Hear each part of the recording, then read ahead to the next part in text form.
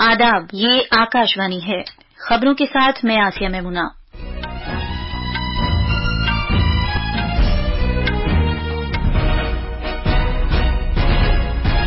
हुकूमत ने पीएम सूर्य घर मुफ्त बिजली योजना के तहत मॉडल शमसी गांव के निफाज के लिए कार्रवाई जाती रहनुमा खतूत जारी किए हैं। हर जिले में एक मॉडल गांव बनाया जाएगा। आईआईटी मद्रास मजमूई जुमरे में कौमी इदारा जाती दर्जाबंदी फ्रेमवर्क 2024 में सर-ए-फहरिस्त रहा है। बेंगलुरु का Indian institute of science university के जुमरे में अव्वल दर्जे पर रहा। खुर्दा इफराती ज़र की शरह तकरीबन 5 सालों में जुलाई में सबसे कम 3.5% रही। खारजा सेक्रेटरी विक्रम मिस्री ने नेपाल के वजीर खारजा के साथ बाहमी मफाद के बाहमी मामलात पर तबादला ख्याल किया और भारत के महकमे मौसमियात ने आइंदा 2 दिनों के लिए मुल्क के वस्ती शिमाल मशरकी और जुनूबी हिस्सों में बहुत शदीद बारिश होने की पेशगोई की है।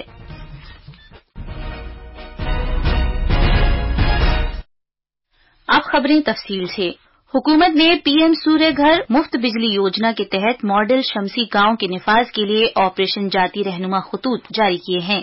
नई और काबिल तजदीद तवानाई की वजारत ने आज एक बयान में कहा कि इस स्कीम के तहत मुल्क भर में हर जिले में एक मॉडल शमसी गांव वज़ा करने पर जोर दिया गया है। वजारत ने कहा कि इस उनसुर के लिए 800 करोड़ रुपए की मजमूई मालियाती रकम मुख्तस की गई है। उसने कहा कि इस स्कीम के तहत गौर किए जाने की गरज से किसी गांव को 5000 से ज्यादा या खुसूसी जुमरे की रियासतों के लिए 2000 से ज्यादा आबादी के साथ रेवेन्यू गांव होना चाहिए। वजारत ने कहा कि गांव का तज्जिया जिला सतही कमेटी के जरिए इम्कानी उम्मीदवारों के ऐलान के बाद 6 महीने के अंदर उनकी मजमूई नस्ब तकसीम शुदा काबिल तजदीद तवानाई की सलाहियत पर किया जाएगा। हर जिले में जीतने वाले गांव को जिसकी काबिल तजदीद तवानाई की सलाहियत सबसे ज्यादा होगी 1 करोड़ रुपए की मरकजी माली इमदाद की ग्रांट दी जाएगी। आईआईटी मद्रास को आला तालीमी इदारों की मजमूई दर्जाबंदी की national institutional ranking framework NIRF 2024 में सर-ए-फहरिस्त करार दिया गया है। वहीं Indian institute of science IIS Bengaluru को दूसरा और आईआईटी बॉम्बे को तीसरा मकाम हासिल हुआ है। तालीम के मरकजी वजीर धर्मेंद्र प्रधान ने आज नई दिल्ली में मजमूई दर्जाबंदी की भारतीय रैंकिंग 2024 जारी की। इस मौके पर खिताब करते हुए वजीर तालीम ने कहा कि दर्जाबंदी और उसकी तस्लीम शुदा हैसियत कौमी तालीमी पॉलिसी 2020 के अहम जुज हैं और सभी तालीमी इदारों को इस निजाम पर अमल करना होगा। वजीर तालीम ने मजीद कहा कि मुल्क भर में 58,000 तालीमी इदारे हैं जिनमें 6,500 NIRF निजाम के तहत आते हैं। अभी तक इसको मिला के 9th एडिशन की NIRF की रैंकिंग हुई है। 16 कैटेगरी में इस बार रैंकिंग किया गया। 3 नए कैटेगरी को इस बार जोड़ा भी गया है। आने वाले दिनों में रैंकिंग बहुआयामी हो उसको भी ध्यान रखा जाएगा। जो एक्रेडिटेशन प्रोसेस है उसमें भी काफी रिफॉर्म किया गया है, काफी उसको ट्रांसपेरेंट किया गया है। यूनिवर्सिटियों के जुमरे में सर-ए-फहरिस्त 3 मकामात पर Indian institute of science IISc Bengaluru, Jawaharlal Nehru university JNU नई दिल्ली और जामिया मिल्लिया इस्लामिया नई दिल्ली फाइज हैं। इंजीनियरिंग जुमरे में IIT मद्रास पहले मकाम पर है, जबकि IIT दिल्ली को दूसरी और IIT बॉम्बे को तीसरी पोजीशन मिली है। इस साल 16 जुमरों में इनामात दिए गए, जिनमें 3 नए जुमरे शामिल किए गए हैं। ये 3 नए जुमरे हैं रियासती अवामी यूनिवर्सिटियां, ओपन यूनिवर्सिटियां और हुनरमंदी की यूनिवर्सिटियां। बीजेपी के सीनियर रहनुमा रविशंकर प्रसाद ने हिंडनबर्ग की ताजा तरीन रिपोर्ट से मुतालिक साबिका वाक़े पर कांग्रेस की नुक्ताचीनी की है। उन्होंने कहा कि कांग्रेस पार्टी, इसके इत्तेहादी और साथ ही मिलकर भारत में इक़्तिसादी बुहरान और अदम इस्तेहकाम पैदा करना चाहते हैं। आज नई दिल्ली में मीडिया से बात करते हुए उन्होंने कांग्रेस पर इल्जाम लगाया कि वो भारतीय स्टॉक मार्केट को गैर मुस्तहकम करना चाहती है और वो छोटे सरमायाकारों की सरमायाकारी से होने वाली आमदनी को रोकना चाहती है। कांग्रेस की जानिब से एक JPC रिपोर्ट के मुतालबे को मुस्तरद करते हुए उन्होंने कहा कि मार्केट रेगुलेटर पर शॉर्ट सेलिंग फर्म के आयद करदा इल्जामात और अपोजिशन की नुक्ताचीनी एक बड़ी साजिश का हिस्सा है।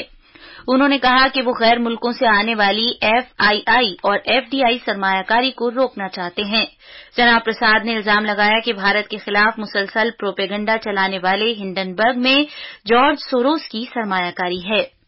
JPC لاؤ، انکوائری کراؤ، بھارت کے پورے اسٹاک مارکیٹ کو کریش کراؤ، چھوٹے انویسٹرز کے پونجی نویش کو سماپت کراؤ، بھارت میں کوئی آرتھک نویش نہ ہو ودیش کا، FII اور FDI وہ سب کو روکو، because Indian investment scenario is not a safe position. یہ ہے ان کی سوچ۔ ہنڈنبرگ کی رپورٹ اور سیبی سربراہ پر لگائے گئے الزامات کے سلسلے میں کانگریس رہنما پون کھیڑا نے کہا کہ ہنڈنبرگ سیبی کی جانب سے پوچھے گئے سوالات کا نقطے وار جواب کب دے گا۔ اس سال جولائی کے لیے خوردہ افراط زر کی شرح سال بہ سال کی بنیاد پر 59 مہینوں میں سب سے کم ہو کر 3.54% رہی۔ شماریات اور پروگرام کے نفاذ کی وزارت کے ذریعے آج جاری اعداد و شمار کے مطابق گزشتہ مہینے کے لیے صارفین کی قیمتوں کے اشاریے میں کمی بنیادی طور پر سبزیوں، پھلوں اور مصالحہ جات کی قیمتوں میں کمی ہونے کی وجہ سے ہوئی۔ جولائی 2024 کے لیے غذائی افراط زر کی شرح گزشتہ مہینے جون کے بعد سے سب سے کم رہی۔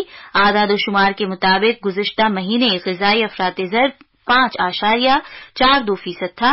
مذکورہ مدت کے لیے دیہی افراط زر کی شرح 4.10 رہی، جبکہ شہری علاقوں کے لیے یہ شرح 2.98% تھی۔ بھارت کی صنعتی پیداوار میں اس سال جون میں 4.2% کا اضافہ ہوا۔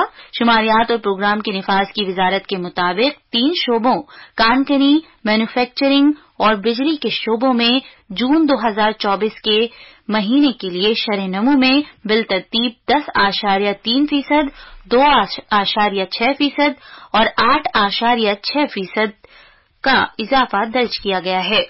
1 اپریل سے 11 اگست کے دوران راست ٹیکسوں کی مجموعی حصولیابی گزشتہ سال کی اسی مدت کے مقابلے تقریباً 24% بڑھ کر 8,13,000 کروڑ روپے ہو گئی۔ انکم ٹیکس محکمے نے کہا کہ گزشتہ سال کی اسی مدت کے دوران راست ٹیکسوں کی مجموعی حصولیابی 6,55,000 کروڑ روپے تھی۔ اسی طرح راست ٹیکسوں کا نیٹ محصول 6,93,000 کروڑ روپے رہا، جو 22.48% کا اضافہ ہے۔ حکومت نے آج کہا ہے کہ اس سال خریف کی فصل کی بوائی 979 لاکھ ہیکٹیئر میں کی گئی ہے۔ وزارت زراعت نے اپنے ایک بیان میں کہا ہے کہ 331.78 لاکھ ہیکٹیئر رقبے پر دھان کی فصل کی بوائی کی گئی ہے، جو کہ گزشتہ سال کے اسی مدت کے دوران 318.16 لاکھ ہیکٹیئر تھی۔ دال کی بوائی 117 لاکھ ہیکٹیئر رقبے پر کی گئی ہے، جو کہ گزشتہ سال کے اسی مدت کے دوران 110.8 لاکھ ہیکٹیئر تھی۔ موٹے اناج کی بوائی تقریباً 173 لاکھ ہیکٹیئر رقبے پر کی گئی ہے، جو کہ گزشتہ سال اسی مدت کے دوران 171.36 لاکھ ہیکٹیئر تھی۔ یہ خبریں آکاش وانی سے نشر کی جا رہی ہیں۔ بھارت کے خارجہ سیکرٹری جناب وکرم مسری نے نیپال کی خارجہ سیکرٹری محترمہ سیوا لامسال کی دعوت پر 11 سے 12 اگست 2024 تک نیپال کا سرکاری دورہ کیا۔ یہ خارجہ سیکرٹری کا گزشتہ مہینے عہدہ سنبھالنے کے بعد نیپال کا پہلا دورہ تھا۔ خارجہ سیکرٹری نے اپنے ہم منصب نیپال کے خارجہ سیکرٹری سے آج ملاقات کی۔ ان کے وسیع تبادلہ خیال میں بھارت اور نیپال کے درمیان کثیر جہتی تعاون کے مختلف پہلوؤں کا احاطہ کیا گیا۔ دونوں خارجہ سیکرٹریوں نے مختلف باہمی اقدامات اور ترقیاتی پروجیکٹوں میں کی گئی پیش رفت کا جائزہ لیا، نیز مزید تعاون کے لیے مواقع پر تبادلہ خیال کیا۔ نیپال کی خارجہ سیکرٹری نے دورے پر آئے وفد کے لیے ایک ظہرانے کی بھی میزبانی کی۔ خارجہ سیکرٹری نے نیپال کے صدر رام چندر پوڈیل اور نیپال کے وزیر اعظم KP شرما اولی سے کل ملاقات کی۔ خارجہ سیکرٹری نے انہیں بھارت کی قیادت کی جانب سے نیک خواہشات ارسال کی اور دونوں ملکوں کے درمیان باہمی تعاون کے مختلف پہلوؤں میں کی جا رہی پیش رفت کے بارے میں تفصیلات سے آگاہ کیا۔ پیش ہے ایک رپورٹ۔ بھارت کے خارجہ سیکرٹری وکرم مسری نے نیپال کے خارجی امور کے وزیر ڈاکٹر ارزو رانا دیوبا سے خیر سگالی ملاقات کی۔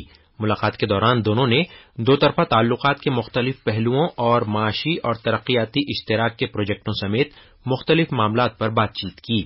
ڈاکٹر دیوبا نے ججر کوٹ زلزلہ متاثرین افراد کی مدد اور بچاؤ کارروائیوں کے لیے بھارتی حکومت کے تئیں اظہار تشکر کیا۔ نیپال کے اپنے سرکاری دورے کے دوسرے اور آخری دن خارجہ سیکرٹری وکرم مسری نے نائب وزیر اعظم اور شہری ترقیات کے وزیر پرکاش مان سنگھ سے بھی خیر سگالی ملاقات کی۔ اس دوران انہوں نے شہری ترقیات، کچرے کو ٹھکانے لگانے، باگمتی اور بشنومتی ندیوں کی صفائی اور بازیابی اور دیگر صفائی ستھرائی سے متعلق معاملات پر بات چیت کی۔ دونوں نے ان معاملات سے نمٹنے کے لیے دونوں ممالک کے درمیان اشتراک کے امکانات پر بھی تبادلہ خیال کیا۔ بھارت کے سوچھ بھارت ابھیان اور گنگا ندی کی صفائی کی کوششوں کا حوالہ دیتے ہوئے نیپال کے نائب وزیر اعظم سنگھ نے کہا کہ ان معاملات میں بھارت کا ٹیکنالوجی کے استعمال کا تجربہ نیپال کے لیے فائدہ مند ثابت ہوگا۔ وہیں خارجہ سیکرٹری وکرم مسری نے کہا ہے کہ بھارت امن، استحکام اور خوشحالی کے حصول کے لیے ہمیشہ نیپال کے ساتھ ہے۔ شویتا سنگھ کی رپورٹ کے ساتھ اردو خبروں کے لیے ضمیر رضوی۔ وزیر خارجہ ڈاکٹر ایس جے شنکر اور مالدیپ کے ان کے ہم منصب موسیٰ ضمیر نے 2024-2029 کی مدت کے دوران 1000 مالدیپ کے سول سروسز افسران کی صلاحیت سازی کے لیے مفاہمت نامے کا احیاء کیا ہے۔ اس مفاہمت نامے کا احیاء اس مہینے کی 9 تاریخ کو مالدیپ کی راجدھانی میں کیا گیا۔ احیاء شدہ یہ شراکت داری سرکاری پالیسی، حکمرانی اور فیلڈ انتظامیہ میں مالدیپ کے سول سرونٹس کی صلاحیتوں کو بڑھانا جاری رکھے گی۔ یہ بھارت اور مالدیپ کے درمیان تعلقات کو مزید مستحکم کرے گی۔ ایمس دلی نے آج کہا ہے کہ ملک کی سطح پر ریزیڈنٹس ڈاکٹروں کی ہڑتال کے درمیان ایمرجنسی خدمات معمول کے مطابق جاری ہیں۔